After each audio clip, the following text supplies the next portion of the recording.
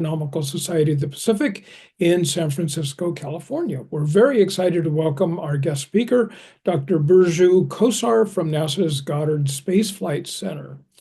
Before we introduce Dr. Kosar, here's Vivian or Kat with just a few announcements. Well, everyone, thank you for joining us. We do have a special guest joining us today. It is the Astronomical Society of the Pacific CEO, Hakeem Holijai, who actually you were her doctorate lead, right? Or her No. No. I taught her electronics. Okay. Very Yeah. cool. So it's super weird that they're reconnecting in this space.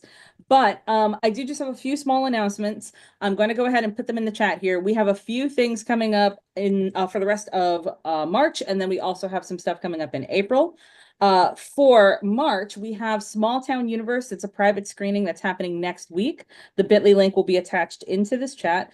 And then our NSN social hour is coming up, and it's going to be on April 8th, 2025. Oh my God, 2024. In commemoration of the 2024 eclipse is what I meant to say. And then we also have our April NSN webinar coming up, and that is going to be on Psyche, and that'll be on April 16th.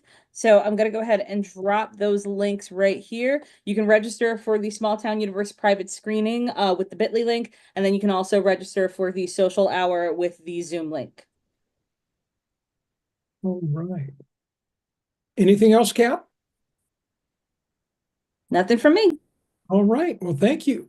For those of you on Zoom, you can find the chat window and the Q&A window at the bottom edge of your Zoom window on your desktop. Please feel free to greet each other in the chat window, making sure to select everyone so that we can all hear from you. You can also use the chat. Thank you. You can also let us know if you're having any technical difficulties in the chat, or send us an email at nightskyinfo@astrosociety.org. If you have a question for Dr. Kosar you'd like answered, please type it into the Q&A window. We'll prompt you with that a couple of other times. That really helps us keep track of your questions and know if we've answered them or not. And now, without further ado, I'd like to introduce Hakeem, who is going to introduce Dr. Kosar. Thank you, Brian. I just want to say I am so excited looking at where everyone is coming from here on the webinar. Los Angeles Astronomical Society. I got to talk to your member, Tuvok, the Vulcan from Star Trek a couple of weeks back. But let's get back to Dr. Kosar. I met Dr. Kosar back in 2007, 2008, when she was but a wee little itty bitty scientist. But she was an exceptional student, and she is an exceptional professional. And even back then, if you want to get some things done, Dr. Kosar is making it happen. I told my staff here at ASP how one thing I loved about you is when I needed to do something, you always would just tell me what to do. And I really appreciate that. And, one of the joys of being an educator is, playing a small role in a person's development and just seeing them blossom and bloom. And so our group at Florida Tech, which included Joe Dwyer, Ningjing Liu, Hamid Rasul, Burcu Kosar, and other students were amazing world leaders. And I see that you're continuing on that pathway. I'm so proud of you. And I also want to say, Burcu was amazing to talk science with. And that's how we mostly interacted after she was in my classes, just chatting about science. So without further ado, Brian already gave your position at NASA Goddard and everything. I just want you to know that Burcu is a wonderful human being, an amazing scientist, and I can't wait to see what you're doing. So thank you so much, Dr. Holijai, for that great introduction. And I'm very happy and thrilled to be connecting with you after so many years. So I guess I'm going to go ahead and start sharing my screen. During the talk, I apologize, I'm going to have to turn off my camera, but I'll turn it back on after the presentation. I hope you understand, and I apologize ahead of time. I'm having some problems with my eyes, so I don't want to look weird throughout the whole presentation. So I will go ahead and share my screen. please just let me know if everything looks good. Looks good. Okay, so I'll go off and I'll go ahead. Okay, thanks again, Dr. Oluseyi, for that wonderful, wonderful presentation. Like I said, it's great to see you and great to hear from you. And I'll never forget all the amazing things you taught me when I was a student back in 2000s, 2005s and 2007s back at Florida Tech.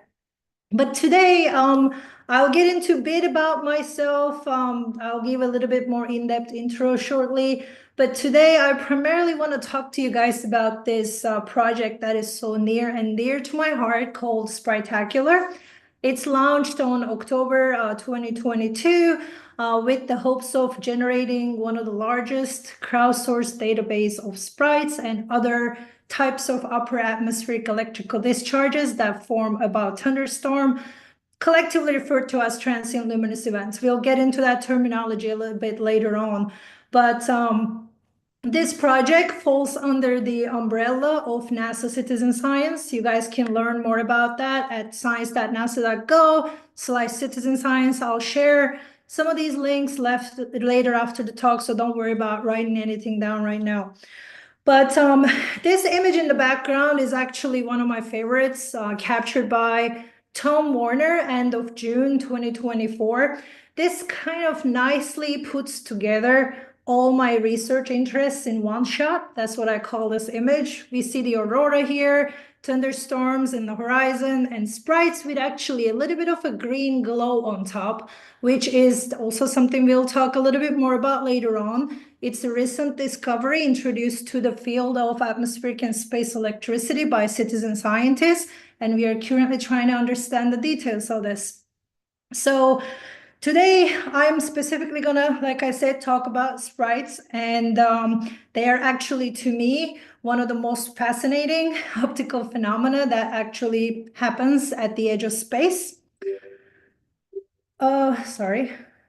So as I promised, this is a very busy slide here, but I wanted to give a little bit more information about myself and my research interests and what I like to do generally in my free time.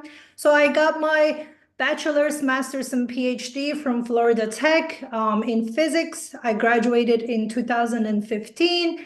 And my work was primarily focused on theoretical study of sprites. We developed physics-based computational models of sprites. That was my primary research work during my PhD. Then for my postdoc, I kind of switched fields. I started working on auroral studies. I was associated with a project called Aurorasaurus, led by Elizabeth McDonald here at NASA Goddard. And I have done auroral modeling, and I have incorporated citizen science data to verify the extent of auroral oval. That was my primary research work. And I had the privilege to be a part of a discovery that also came through the Aurorasaurus project called Steve. It's this purple arc that forms south of the auroral oval. It's east and west. It extends east to west. Sometimes it's accompanied by this green picket fence emission. They're very narrow and they are very short-lived. So this discovery, they were first identified in the images by citizen scientists, and it led to the discovery in 2018. And I was excited to be a part of this through the citizen science efforts. So after that, I participated in a 8-week machine learning AI accelerator program called NASA FDL. This took place in partnership between NASA and the SETI Institute in Mountain View. It was pretty much our goal was to solve scientific questions with AI and machine learning pertaining to planetary defense. I was involved in solar terrestrial interactions team as the heliophysics researcher. So we had some great outcomes from that short 8-week. And following that, I brought all my knowledge gained from this program back to Goddard, and I became a part of Helioanalytics Initiative at Goddard. I worked with interdisciplinary teams from astrophysics to astrobiology to earth science, working on some interesting problems like textual pattern recognition of life signatures on rock. This was a prototype work that we did that could potentially go on board a rover, because when rovers are exploring, we wanted them to do image analysis on board before they actually send the image back to Earth. So I was very proud of that work. And I also worked with a Earth science team on creating an auroral mask from satellite data. Primarily, we worked on Suomi MPP satellite data, which was also, we are trying to replicate it for another large storm that happened in May of last year. So, and in the meantime, I also got involved with some mission work. I'm one of the internal science team members and the mission liaison for NASA's next Living with a Star mission called Geospace Dynamics Constellation. That is a 6 satellite that is going to be launched in orbit in a certain configuration to make observations of the neutral atmosphere. Current plan is to launch in early 2030s. We are still doing the work for it. As the scientist, I'm developing mathematical tools to analyze the data that we would get from GDC to do feasibility studies. And on top of that, I wear another hat as the mission liaison. I work with science activation teams to kind of incorporate this ITM science. ITM stands for Ionosphere, Thermosphere, Mesosphere, into the STEM education curriculum. So that's another hat that I wear. And in 2021, an opportunity presented itself for me to go back to what I studied during my master's and PhD, and we launched Sprite. We got a proposal to develop Spritacular project, which is one of my proud moments. I love working on this, so I had the opportunity to continue, which is great. I also lead an intern program at NASA Goddard, so if anyone wants to know more about it, I'm the POC for that. I develop the whole intern educational program for heliophysics interns every summer. I talked a lot, I know, but in my free time, I love doing anything outdoors. I love hiking, biking, camping, and also during COVID, I taught myself how to crochet. That's the first thing that came out of that, which was Baby Yoda. I love baking. I also love giving life to old furniture, so I do a lot of renovations. So instead of making them turn out to be like a landfill, I give them a second chance, so I feel proud about that. So I think it's time to jump right into it. So when I first got into this field, I pretty much thought we knew everything that there is to know about lightning. It's one of the most commonly observed phenomena on Earth. There are millions of flashes occurring daily all around the planet. And actually there are more than 2,000 active storms in a given moment and producing 100 flashes a second. So despite its familiarity, we still don't understand some very basic things about lightning. The first question is, how do thunderstorms charge up? We know it got something to do with ice particles kind of bumping into grapple, which is soft hail. They have charge exchange, movement creates charge separation. The updraft and downdraft inside the thunderstorm kind of separates charge and creates the charge structure of the thunderclouds as we know it. But the detailed microphysics of it is still kind of unclear. Let's say we charge up the cloud. The second question is, how does actually lightning initiate inside a thunderstorm? There are decades of measurements of electric fields inside thunderstorms, but because breakdown is a threshold process, the field that we get is not nearly enough to create a spark at the stratospheric altitudes. So how does it actually initiate inside a thunderstorm is one of the biggest mysteries of lightning research. Question number 3 is, let's say we get the lightning initiated. How does it actually travel through the air hundreds of miles? One of the largest bolt ever recorded was about 440 miles in South America in 2018. So this is actually a pretty neat trick. As you all know, air is an insulator. For a current to flow through it, you have to break down the air in front of the lightning bolt as it propagates, so converting insulator into a conductor. That is actually a pretty neat trick. We still don't understand the details of how it manages to do that. So questions 4 to 99 are, what the heck was that? So the more and more we study lightning, we come across things that we don't know or we don't understand. So prime example of what the heck was that is this. I hope some of you recognize this.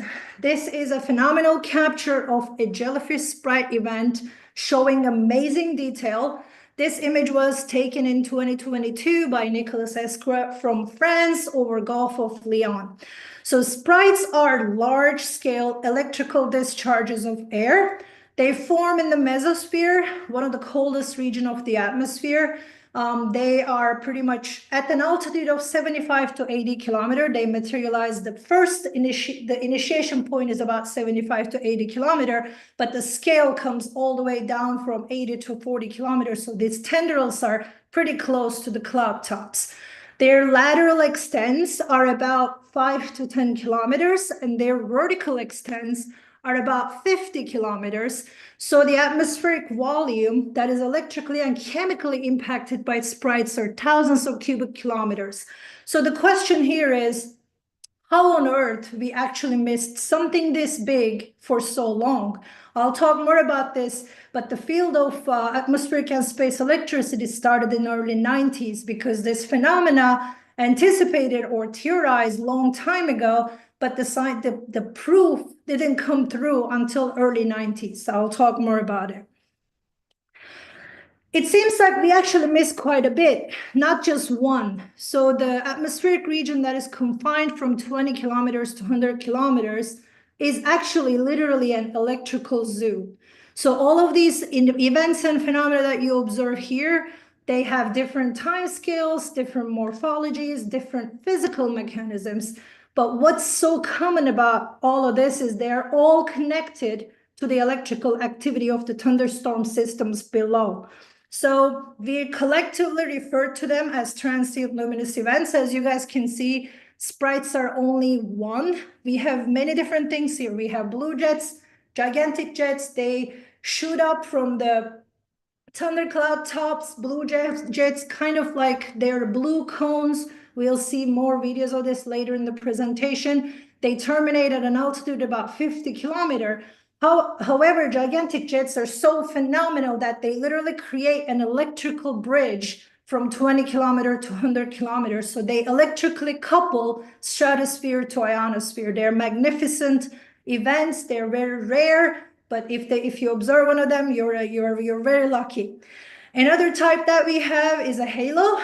They are diffuse glow. They are like a wave of ionization in the shape of a pancake, forming in the base of the ionosphere, propagating downward. Often, sprites actually halo precedes sprites. It's kind of rare we see them stand alone. They're usually the way of things progressing is we usually see an elf and then followed by a halo, and we see sprites. Elf is the only type that actually propagates radially outward. They are literally right at the base of the ionosphere at about 100 kilometers. They are generated by the electromagnetic pulses emanated by the lightning flashes. So they're in the shape of a donut. They're like a ring of light expanding in the base of the ionosphere. They are propagating very close to speed of light, very, very fast speed. It's literally a flicker and expansion up to 200 kilometers. They're fascinating. They're almost nearly impossible to see with the naked eye, but some of these events, if they're bright enough, strong enough, and close enough, and if you have night-adapted eyes, you might be lucky enough to see some kind of glow with the tip of your eye. So to show a few examples for you guys, I went through this footage that was released by Gemini Observatory in Mauna Kea in Hawaii, recorded in 2017. They primarily released this footage for gigantic jet capture that you guys see in the top right corner here. This is some of the gigantic jet events that was identified in the cloud cam footage, the Aura cloud cam footage captured from this location. So they are located at 14,000 feet, which makes them which puts them in a perfect vantage point to look above the incoming storms to observe pretty much the activity above. That's kind of one of the most important things, knowing where to look and where to point your camera when you want to observe these events. So they're in a perfect location to do so. So even though they released it, as I said, for the gigantic jet image, I went through this footage. There's actually more to it than that. So let's see what we got here. So we see the storm rolling in and we see the lightning flashes. The first thing that we're going to observe is a very faint sprite on the right-hand side here. That is a brief streak. It's a calm sprite. And as the time progresses, here is the gigantic jet event that they actually released this footage for. And later on, we see these gravity wave ripples, which are also generated by thunderstorms in the OH air glow layer.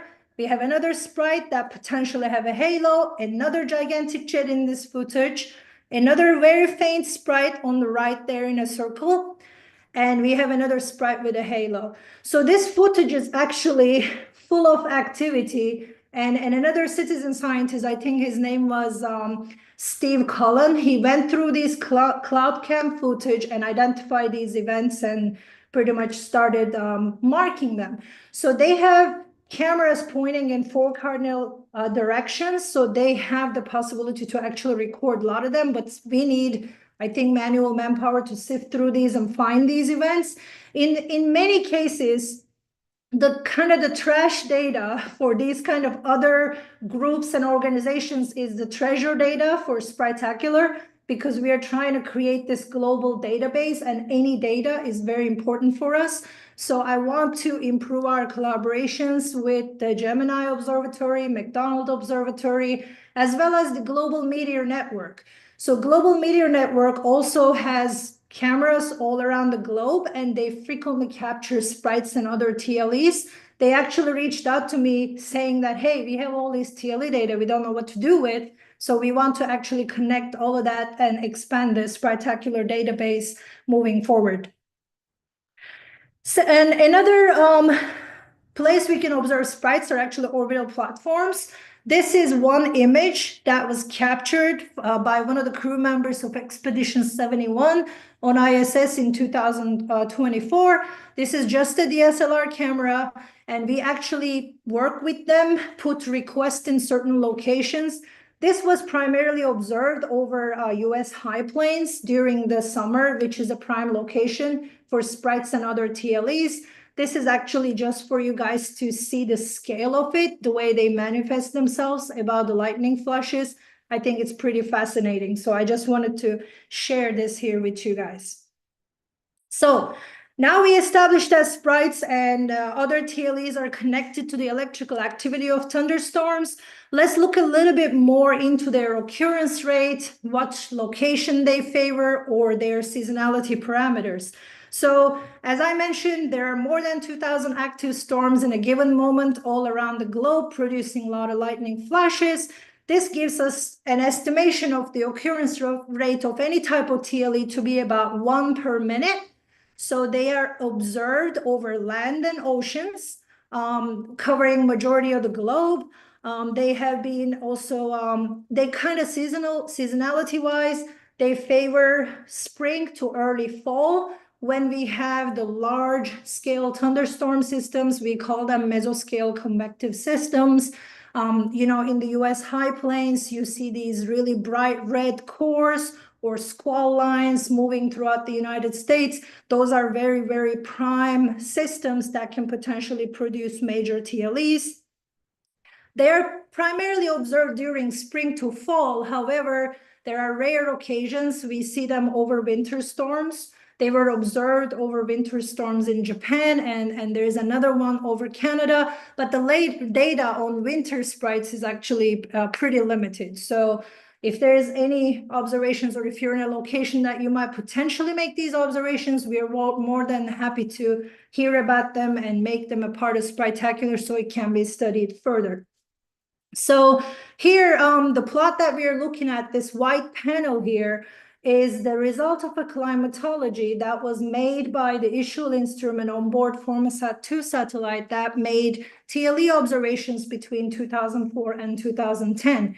As you guys can see, one of the most frequent TLE that we see are ELFs, And the most rare ones are the gigantic jets. So also when we were talking about the TLEs, I mentioned that there's a close correlation between halo and sprites. If halo occurs, it's usually followed by a sprites. So it's no surprise here that the panel A and C, sprites and halo occurrence rate, are actually closely correlated. So this is the climatology that we had that stopped in 2010. Since then, there hasn't been any major mission dedicated to TLE observations. And we had a big mission plan, the Taranis mission by the European group. However, during launch, there was some unlucky incidents, so we lost the whole mission. Right now, all we have from the orbital platform is the ASIM, atmospheric and space interaction monitor, in one of the arms of International Space Station.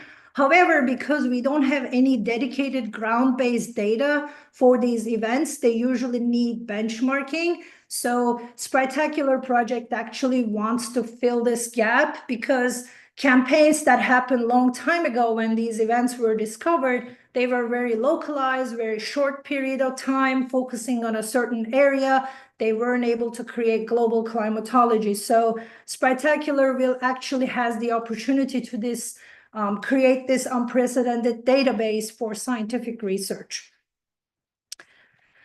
So let's talk about the phenomenology of sprites a little bit. So these are two milestone images of sprites. The one on the left is the first image of sprites. This was captured serendipitously in 1989 by a group of researchers out of University of Minnesota while they were testing a low light level TV camera for auroral research, which was going to go up on a rocket. So what they captured is sprites that are extending vertically above the thunderstorms. They were pointing in the right time to right direction. Event that they captured was very brief. It lasted less than 30 milliseconds. And this pretty much kickstarted a whole new field of research called atmospheric and space electricity. As I mentioned, the formation of these events theoretically anticipated back in 1925, about 100 years ago. But scientists are careful, so they didn't start studying these events until we actually have a proof with a scientific equipment, even if it was accidental, because it happened with a science-grade instrument. After that, actually researchers started studying this. So we have a delay, major delay in studying them, even though they were predicted by theory, but it's better, it's better never. So all I'm trying to say is it's good that we started observing these. Okay.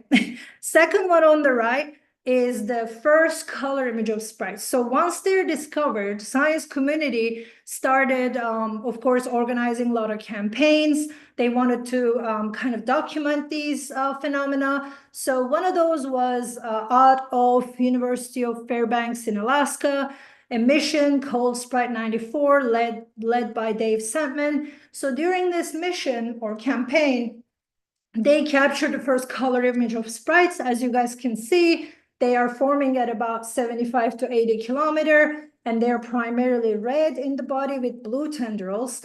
The later spectroscopic studies actually revealed that the red emission is primarily due to first positive nitrogen, while blue emission is primarily due to second positive nitrogen emission line, along with first negative N2. So all of these emissions responsible for the color of sprites are primarily from nitrogen. I don't know if this is playing, but this video at the bottom here this is real time. This is how fast they are. They actually propagate with speed like a fraction of the speed of light. It's about 2 times 10 to the 7 meters per second. So as I said, if you want to see these with the naked eye, it has to be close and bright, and you have to have night adapted eyes to be able to actually see it with the corner of your eye. So because they're very fast, their fine details can only be revealed with a high-speed camera.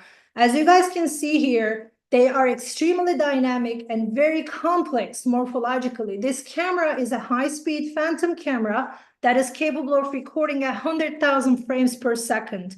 This was actually recorded at 100,000 frames per second. I'll play this again. So after the lightning happens in the base of the ionosphere, we will see these balls of light descending downward, breaking into many, many pieces, brightening of the central core, and negative sprites shooting towards ionosphere. That's what I meant by their bidirectional. They start by downward motion, followed by upward motion from the central bright core. However, this is the DSLR image of that video you guys just saw. So the reason we see them like streaks here is because we have insufficient time resolution. What do I mean by that? As you know, I said these are very fast, so they are measured in milliseconds. So if you ever try to do a long exposure for taillights of cars that are moving very fast in the highway, if you do long exposure, you'll see these streaky effect happening. So that's exactly what's happening here. Because they are primarily formed of these balls of light that are descending down with very fast speeds, if you don't have enough time resolution, you're not going to be able to see them individually. So with a normal DSLR, you actually just capture the final result of a few milliseconds of very complicated physics. So let's talk a little bit about how they appear, what's the right geometry to observe them, what are some important things to pay attention. So appearance-wise, as you guys can see, they come in different shapes and sizes, and this is just solely based on how they appear. They don't really mean anything physically. So we have carrot sprites on the top bottom here. No, bottom left, not top bottom, bottom left here. Carrot sprites because they just look like a bunch of carrots pulled out of the ground. And next to it, I don't know if you see my cursor, but we have column sprites. We just have a bunch of streaks in the mesosphere here. We have angel sprites that look like they have wings. We also have very interesting jellyfish sprites, which are these really large events. Typically, they are very bright, and these are the ones that you might be able to see with your eyes if you're close enough, because of their scale and size. But this specific frame here is actually a very interesting type of sprites that are called dancing sprites. So what I mean by that is they happen sequentially one after another in a very brief period of time. So if you were to kind of, I don't know, create an animation of this, you would have an electrical activity thunderstorm happening, and you just have this light show turning on and off about the thunderstorm in various different regions, various different shapes and sizes. So dancing sprites is one of the recent ones that we recognize, and they're still active area of research. So they're very fascinating. And another one that we have here is a picture of an elf. And this is one of the rare images of a halo that is a standalone, which wasn't followed by sprites. All of these images are actually taken by amateurs and volunteers of Spritacular project, which are credited here. But if you want to learn more about how to adjust your camera settings, like night sky observers or astronomers or astrophotographers are actually very skilled and ripe to make these observations, because you have the knowledge of operating the camera properly for night sky. But the only thing you need to maybe adjust is your exposure time, or you need a fast lens to capture sprites because they're very fast. And also the focal length of the lens that you use is important. And because this is usually dependent on how far you're pointing your camera to. What I mean by that is this. When you're observing sprites, if the storm is very close, or if you're able to hear the thunder, it's pretty much too late for two reasons. One is safety. If you hear the thunder, you should just go inside. You shouldn't be out observing. And number two is if it's too close, you kind of lose the vantage point. As you can see in this central figure here, to be able to see them above the clouds, you have to be pretty far away. So these events are observable as far as 300 kilometers from storms that are 300 kilometers away. Usually the best observational setup is when they are below your horizon. So it's about 200-300 kilometers away.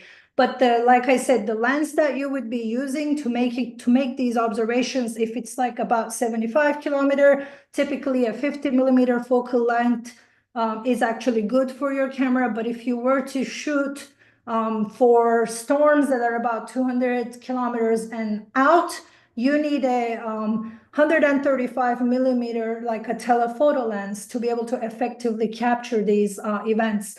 Of course, the hardest thing is not really what your camera settings are. The hardest thing is knowing where to point your camera when the storm is so far away. You're pretty much just looking at the dark sky, right? You don't really know where to point. So radar data, the weather radar data, is going to be your best friend under that scenario. So what you want to do is locate yourself, look at your weather data, and you want to be able to see where the active course of storms are in relation to where you are. So you would point typically not in the central core, because that's primarily where we see negative flashes. Sprites are primarily born out of, they're kind of children of positive cloud to ground discharges. So you want to be pointing away from the core of the storm, where you would see more green color in the radar data than the red. So we'll talk a little bit more about the flavors of lightning in the next slides, but that is the hardest thing to do in Sprite observations. But as night sky observers, you guys are familiar with your directions and with observing the sky. So it's nothing too hard to kind of gain knowledge about. And I also partnered with one of the astrophotographers down in McDonald Observatory, who is one of our Spritacular ambassadors. He has been observing sprites for years. So we actually created a really good guide giving you all sorts of details about your camera settings or strategy about capturing them, because there's two approaches to this. You can either do stills or you can do continuous video recording. Then you would sift through and find these events in your footage. So please check out this blog post. I'll send these links later on to Vivian if anybody has interest to read this or learn more about it. But this is literally on their blog of spritacular.org.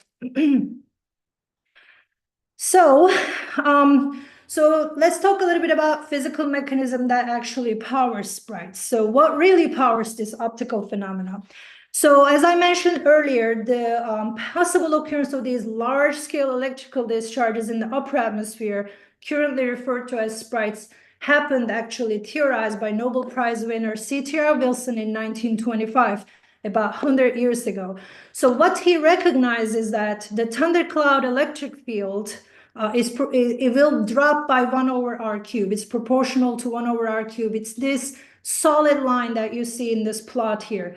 However, because this is a threshold process, the conventional breakdown threshold field EK here, which is represented by the dashed line, due to its proportionality to exponentially decreasing air density, it will drop slower in comparison to the lightning field. So the point that these two lines intersect is about 75 kilometers. So what he proposed is that there will be an altitude above which lightning electric field will exceed the sparking threshold field EK. So today, that's exactly about the altitude at and about where we observe formation of sprites. So in summary, they are caused by powerful lightning flashes near the ground. However, as I mentioned, not any lightning flash will actually give you sprites. We have a specific flavor, namely positive CG. This is a very simplified image of the charge structure of a thundercloud. We usually have a main positive and a main negative. About 2/3 of lightning flashes never leave the cloud, so they're called intra-cloud discharges. We have about the leftover 1/3 is cloud to ground, and we usually have a negative flavor and a positive flavor. This is pretty much based on the type of the charge that they remove from cloud to ground. So negative CG will remove negative charge from cloud to ground. Positive CG will remove positive from cloud to ground. So to be able to have the positive, only 10% of these CGs are actually positive. This might make you think that, well, this is kind of like less likely that we will have sprites, but we do actually have them pretty frequently if the conditions are right, meaning that if we see this anvil cloud top formation, which will expose the positive charge layer of the cloud, which will enable the positive CG happening, we will most likely see sprites forming about that particular storm. So the reason before I told you that we should focus on the green region of those radar data, that's pretty much where we would see the large scale anvil cloud tops. So those are the regions where we would most likely see positive CG happening. And that's the reason why you would point your camera towards that direction. So yeah. Okay, but how does this really happen? So the first stage here, before the positive cloud to ground lightning, this is the structure of the thundercloud and the ionosphere. So what happens is when positive CG happens, it will remove significant amount of positive charge from cloud to ground. This is kind of the same thing as replacing same amount of negative charge in the cloud, meaning that this will make the thundercloud more negatively charged, which will create a voltage difference in the lower ionosphere or establishment of an electric field. So this electric field will effectively heat and ionize the air in the mesosphere, which will manifest themselves as Sprite formation. So it's important to remember that the air pressure in the mesospheric altitude is very low. So even if we have very low voltages, we can create an air breakdown. So you might be wondering, what's an air breakdown? So if I were to create a spark on the ground at normal atmospheric pressure, I have to have 1,000,000 volts per meter. Meaning that if I want to create a spark between my fingertip and a doorknob, if I stay about 1 meter away from it, I need to charge myself up to 1,000,000 volts per meter, 3.2 times 10 to the 6 volts per meter to be precise. But if you go high up, the pressure is not as high as the surface. So you don't need very large voltage differences because gas discharge physics scales with neutral density. So as you go high up, voltages are smaller. Another thing is if you were to create a spark in the atmospheric pressure, they are very narrow. But if you create it if you take that and create it at 75-kilometer altitude, which is the mesosphere, things are going to start looking bigger. That's the reason why we see those balls of light very large, about tens of meters size, up to 100 meters size streamers that are propagating downward in the video that we watched earlier. Another thing is time scales are slower. So the spark will propagate with speeds like nanoseconds. That's why lightning flashes are very, very fast. But if you go up in 75-kilometer, things are slower. Now we start shifting to milliseconds. So pretty much the take-home message from all this is the charge motion that happens inside the thunderclouds is actually what makes sprites. Okay, so here are some of the outstanding questions that we are still trying to tackle in the field of TLEs. One of them is the origin of Sprite initiation in undervoltage conditions, meaning that I've been telling you all along that it's a threshold process, meaning that we need a certain electric field or voltage difference to happen to create breakdown of air. But there has been some observations actually stating otherwise. There has been sprites happening in undervoltage conditions below the breakdown field. So it raises the question, how? So we have been looking into what could locally enhance the electric field or seed this formation to actually supplement initiation of these sprites. There has been two competing theories, either gravity waves or ionization trails created by meteor trails, because sprites have been observed with both. Another one is one of the most long-lasting element of sprites is actually the sprite beads, which are these little luminous balls in the channels, the streaky channels that you guys see here in the bottom left. We still don't understand how these beads happen in the streamer channels. This is another active area of research. Another one is these balls of lights descending downward. You guys saw it literally looked like fireworks breaking into 10 to 20 pieces.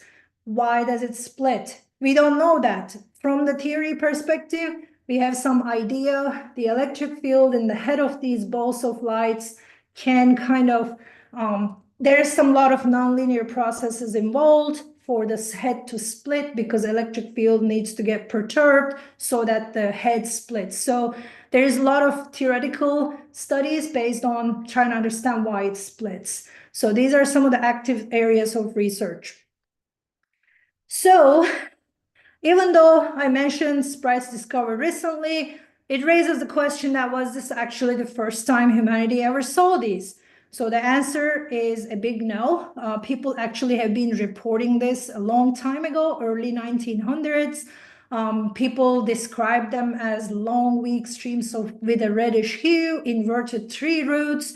Even NASA pilots actually observed these phenomena, but I think for the longest time they went unreported because I think there was fear of losing credibility because these, I mean, you know, I'm reminding you, these are very fast events.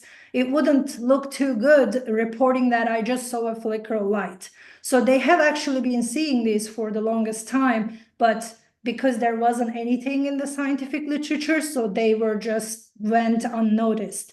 So until, as I mentioned, July 6, 1989, when it was observed by a scientific camera for the first time, is the time that we started actually studying this phenomena. So this field is actually very ripe for citizen science. I guess we are very late in its acknowledgement. So Sprite, in 2021, we got a funding from the Citizen Science Seed Funding Program to start the Spritacular, develop the Spritacular project. So these are some of our goals. We pretty much wanted to establish a citizen scientist community because there are so many people observing these events. Most of the data is kind of sporadically shared all over the internet. Our goal was to kind of create a home for this.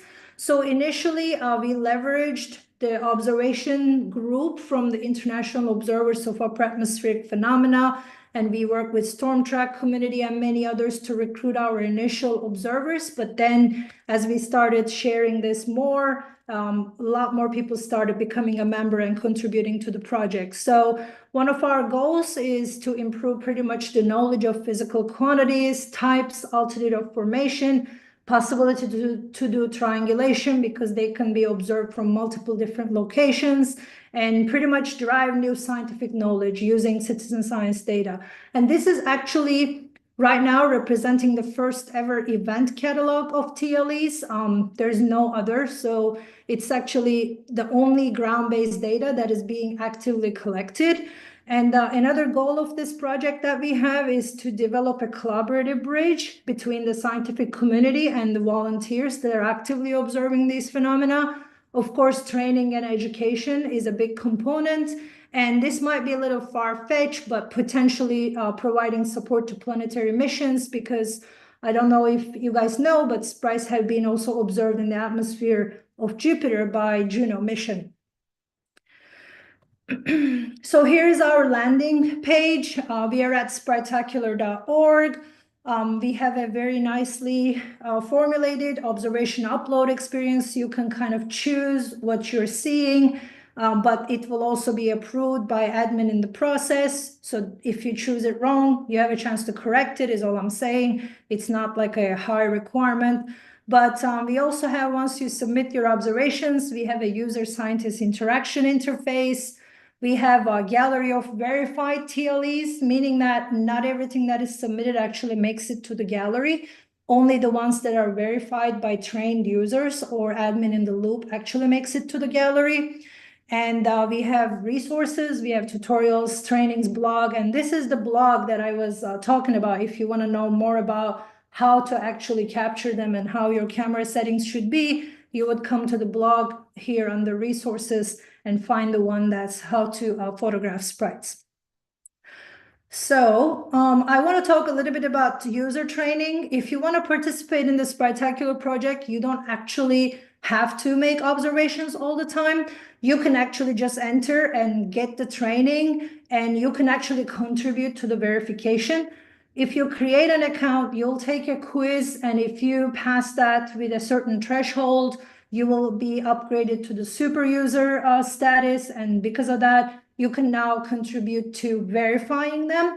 So this is kind of we developed for people who are not doing observation, but they want to be participating to help sift through the data that is being submitted. So I talked about this in the past, but why do we need this database? The major pretty much the primary response to this is we just do not have any dedicated ground-based observations, and we don't really have too much dedicated missions to study TLEs. So Spritacular is actually filling this need of ground-based data to even benchmark what we observe from orbital platforms. Currently, we have about 832, if I'm not wrong, observers contributing to Spritacular. We have about 312 reports submitted. However, we have a bulk submission system, meaning that we receive a lot more data through different means, which doesn't show on the website, but we do have over 1,000 reports submitted. And people are observing from 13 different countries, and Spritacular is actually creating a steady stream of observational data for scientific research. So this is one of the research that we are recently focusing on. So this is the green emission observed on Sprite tops. If you see in this video here, there is this afterglow that is green on the Sprite tops happening. This is named Green Ghosts. There's only 1 or 2 papers out about this. We are specifically focusing on explaining this time dynamics of this emission, which turns out to be about 0.7 seconds, which is kind of inconsistent, which is consistent with the excitation of atomic oxygen, which is the auroral emission line 5577 nanometer line. And another report recently did like spectroscopic measurements, but they focused on kind of the little bit below the Sprite tops. They kind of found that this emission not only included atomic oxygen, they also found that there was contributions from metallic species such as atomic iron and nickel. So this is kind of like a hot topic recently in Sprite research, and there's a lot of groups in US and Europe focusing on understanding what really causes this green emission. They seem to be primarily from jellyfish events, which are the brightest and strongest, but we do not know much about it just yet. There's a lot of research that needs to be done, and Spritacular is providing the necessary data to do so. And the next one is, as I mentioned earlier, there is the Sprite initiation problem and understanding the role of gravity waves in this process. Usually in literature, because we are kind of data starved, sprites and gravity waves gravity wave signatures in the OH air glow layer is kind of very rare, but Spritacular volunteers are actually observing them all the time. And even we have data for triangulation. So this will give us a chance to actually verify if sprites are favoring troughs or peaks of the gravity waves, which would be a very important piece of information to understand the undervoltage condition initiation of sprites. So this is another research that we're focusing on currently. And also, before we wrap up, I kind of want to highlight some of the interesting captures from our community. This is a recording of a blue jet.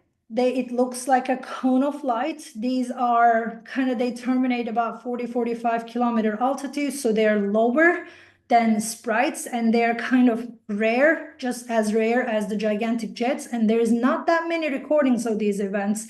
This is actually one of the rare ones by P. Salas Hank that was recorded. And this is another one that is recorded by one of our volunteers, Lauren Grace Bailey from Arizona on the left. We also have gigantic jets. This is a gigantic jet recorded by Frankie Lucina. He is making observations from Puerto Rico. This event was actually very powerful. This also even left some green emission in the lower ionosphere. And we are very curious to study this further and understand the differences or actually the connection between the green emission on gigantic jets and also sprites. This is some of the research work that we are also focusing. And the next one is these purple emissions underneath the thunderclouds. So typically we see these purple emissions on cloud tops. They are typically referred to as gnomes, pixies, or they have all sorts of names, but they're typically happening above the thunderclouds, not below. So this is another interesting one that was captured by Stephen and Paul. They're under the clouds, so they might potentially be failed streamers or failed lightning leaders, but we do not know much about what might be causing this.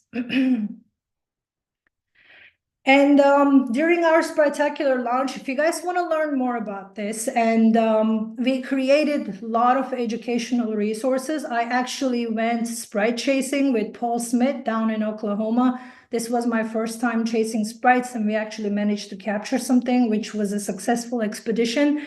But while doing this, we also created a lot of educational interviews or Q&A sessions because TLEs are like, they have spooky names, trolls and pixies and sprites and halos. We actually had a special during Halloween because of their spooky names, and I answered a lot of questions. So I might have answered a couple of your burning questions in there. If we don't get to some of them tonight, I encourage you to check some of these. We have a really detailed article about explaining further the physics. We inserted TLEs into Goddard glossary and all sorts of other things here. I think if you guys scan that code, all of these are also in the blog. I will share all of that link after my presentation.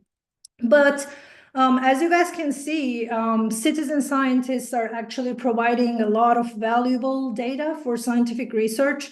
There is currently like 91 publications, and 468 of them are actually citizen science participants. So citizen science is a perfect way, like an open collaboration between the members of the public and the scientific community.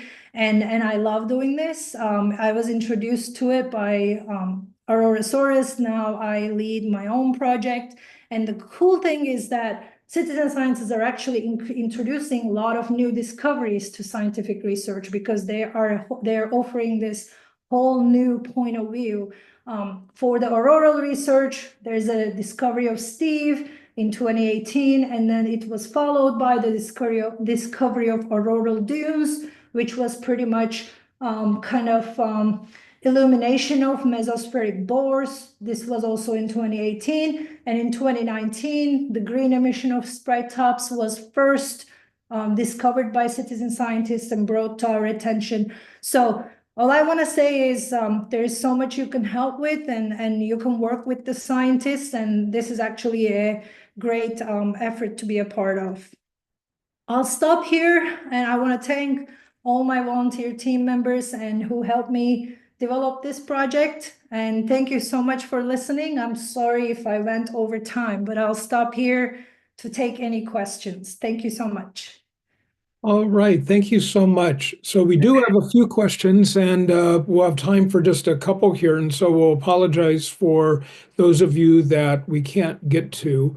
A very early one and asked, have you used predictive AI models to apply to the data that's been collected to predict future events? Oh, that's actually a really good question. We haven't actually done any prediction on this. That is a great idea, something potentially to pursue in the future. But we are trying to develop an AI ML model to take from the admin in the loop to make verification. We work with a university down in Puerto Rico. They're developing an AI method to automatically classify them, but we don't have any predictive models. That is a great question. Okay, and then we have one from Stuart, and I'm going to read the whole thing. For massive thunderstorms with volumes of temperature differences, and such as tornadoes, are the sprites found on the outside of spiral rotational wind temperature ranges or along the edges of the large anvil clouds? So it will be over the edge of the large anvil clouds. So because that's when the positive charge would be exposed, that will enable positive CG formation. Since they are connected with positive CGs, they will be found in the edges of the anvil. And then there was a follow-up to that. Do the rapid changes in pressure from tornadoes change the dynamics of cloud charges that charge the sprites? That is a good question. I don't know the answer to that. I'm not very familiar with the field of the tornado formation and also I'm not very familiar with it. So anything I would say might be wrong at this point, but I'll look into it and get back to you. I do not know the answer to that. All right. And this is going to have to be our last question for this evening. William asked, do you think the beads from the sprites have any association with ball lightning that's been observed traveling along electrical lines and possibly even through windows in homes? And not even sure that that's a thing. So yeah, that is a good point. So ball lightning is still, it's an active area of research. I mean, there's a lot of observational anecdotes about it, but there's still research to be done on it, but they are not associated with it. I know that for a fact because these are forming in the channels of streamer passage up high in the mesosphere. So ball lightning might be more so coming from the stratosphere down. So they're not really connected. Like I said, ball lightning is also a whole another beast to handle on its own from the perspective of physics. all right. Well, thank you so much. This is great. And so I've just got a couple of things here. I just put the link to the survey in the chat. Kat will probably put it in there again. That's all for tonight. And do join us next week for a special screening of Small Town Universe. That's Tuesday, March 18th. And I think Kat will probably put the registration link in there again. Our next webinar is Wednesday, April 16th. We will welcome Dr. David Williams, who will bring us up to date on the Psyche mission that's going to the Psyche asteroid.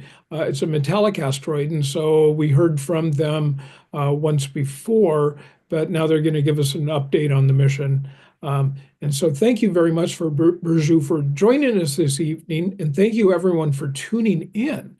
You can find this webinar along with many others on the Night Sky Network YouTube channel. So keep looking up, and we'll see you next week for Small Town Universe and next month for our next monthly webinar. So thank you so much. Thank you so much for hosting me. It was a All right. That was so great that Hakeem was able to join us and introduce you. So that was awesome. Yeah, I mean, first you were saying he might not be able to, so it was a surprise for me too. It was great to see him as well. I never knew anything about, I've heard about sprites, but this is really illuminating for me, and I didn't realize